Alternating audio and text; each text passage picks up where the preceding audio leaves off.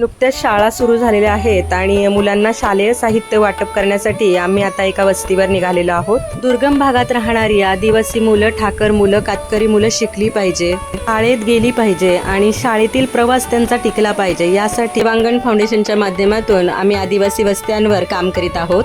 आज या मुलांना स्कूल बॅग तसेच इतर शैक्षणिक साहित्याचं वाटप करण्यात आलं.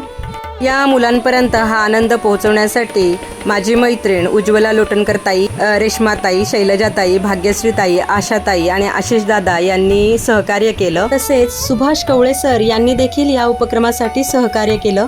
या सगळ्यांचं मनापासून आभार. हा आनंद एका वस्तीवरील मुलांना देण्यात आम्ही यशस्वी झालो. अशाच 3 वस्त्या आणि 2 वीटभट्ट्या आमच्या कार्यक्षेत्रात येतात.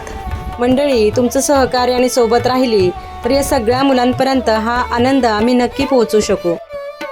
चला, आपण सगळे मिळून मुलांचा शिक्षण प्रवास आनंददायी करूयात.